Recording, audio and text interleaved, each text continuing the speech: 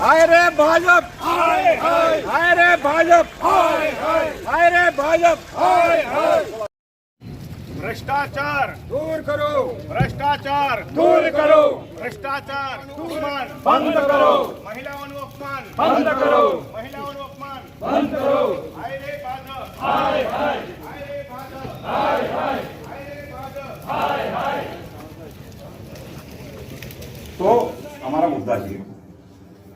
એક તો આ ગુજરાત હાઈકોર્ટે જ્યારે મોરબી કાંડ બન્યો ત્યારે દરેક કલેક્ટરને હાઈકોર્ટે સૂચના આપેલી છે કે દરેક પુલનું એની જે ફિટનેસ સર્ટિફિકેટ બનાવો, લોકો માટે જાહેર કરો, જેથી લોકો નહીં કરે કે મારે પુલ પર જવું કે નહીં જવું.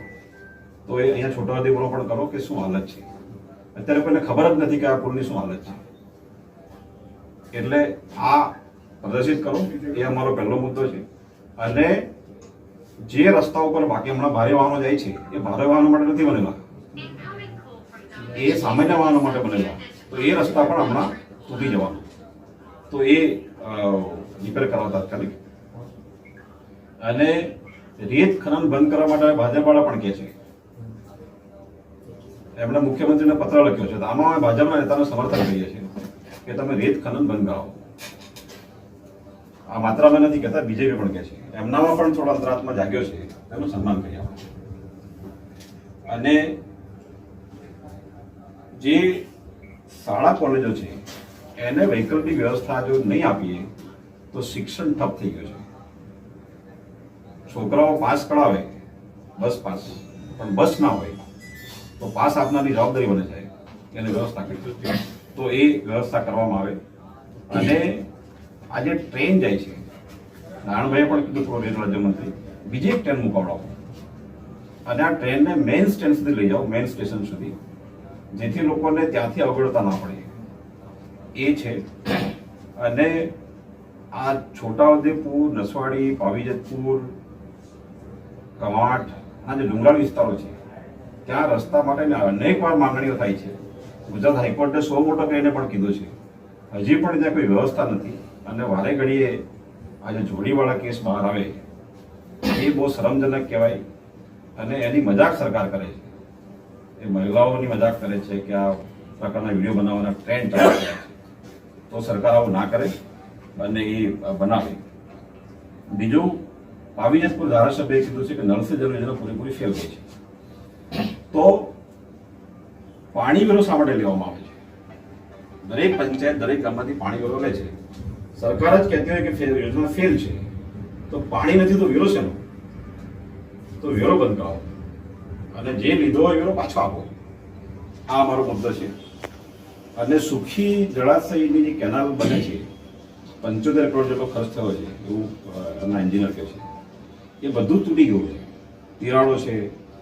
કોંગ્રેસ સરકારે બનાવેલી 40 વર્ષ પહેલા એ 40 વર્ષ સુધી ચાલી.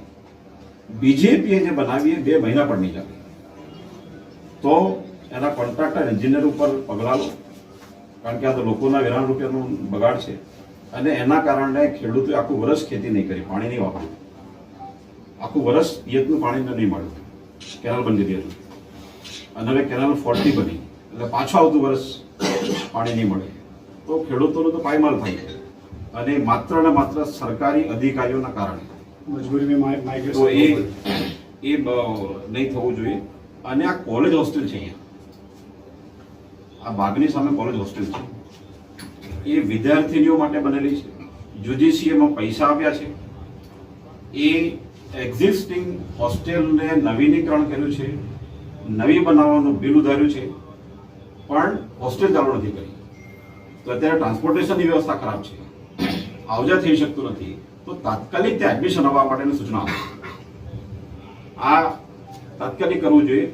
અમે અમારા આવેદનપત્રમાં તમે શું કાર્યવાહી કરી એની ઇન્કવાયરી માટે ક્યારે આવી? આ હોસ્ટેલ તો 18 તારીખ થવું જોઈએ અને બાકીના પણ આ બધા આ સાહેબ મુદ્દા જે કીધા એ તમારે જાતે પણ ખાતરી કરવાના છે કે અમે ખોટું કહીએ એવું નહીં, તમે પણ ખાતરી કરો આની અંદર ભ્રષ્ટાચાર કૌભાંડ થયું છે કે નહીં, અને એટલે એનો તમે અમને અમુક તારીખ આલો, અમુક દિવસ પછી જે દિવસે અમે કહીએ કે આની શું તપાસ આ કોઈ રાજકીય મુદ્દો નથી, પરંતુ સાહેબ વાસ્તવિકતા છે. જાહેર હિતનો મુદ્દો છે. વિભાગને અમે કહીશું એ તમને જવાબ મળશે. કારણ કે હવે અમે વિપક્ષમાં છે એટલે અમે ન ઉઠાવીએ તો કોણ ઉઠાવે? આ કોલેજને કહો કે તમે સરકારના રૂપિયા વગર યુજીસીના હોસ્ટેલ કેમ ચાલુ નથી કરતા? શું ઈરાદો છે એમનો? આ સાહેબ આપ જો રસ નહીં લો તો આ નહીં થશે. બસ લઈ લો. તો અમારી અંગત લાગણી છે કે આ આપ કરો. આપનો ખૂબ આભાર, તમે અમને સાંભળે.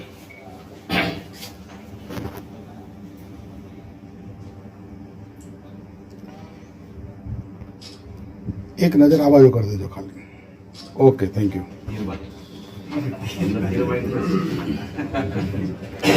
તીર જેવું નિશાન તમે હો રાખો ને આની કાર્યવાહી વહેલા કરો. ચાલો આભાર સાહેબ તમારો. એક્ટિવાથી લઈ જેસીબી સુધીના, ટૂંકમાં દરેક વાહનના અને દરેક કંપનીના, જી હા, દરેક કંપનીના અને દરેક સાઇઝના ટાયર એકદમ કિફાયતી ભાવમાં મળશે, અને તે પણ આપણા છોટાઉદેપુરમાં. જી હા, છોટાઉદેપુરમાં. અને હા, જો તમારી પાસે રોકડા રૂપિયા ના હોય ને તો ચિંતા ના કરશો, અહીં બજાજ ફાઇનાન્સની સુવિધા પણ ઉપલબ્ધ છે. સરનામું છે Apex Traders, Silver Spoon hotel સામે, Triangle Complex, highway road, Chhotaudepur. Mobile number છે 7359953545. છોટાઉદેપુર સહિત રાજ્ય, દેશ અને દુનિયાના સમાચાર જોવા માટે સબસ્ક્રાઈબ કરો તીર સમાચાર અને બેલ આઇકોન જરૂર દબાવો.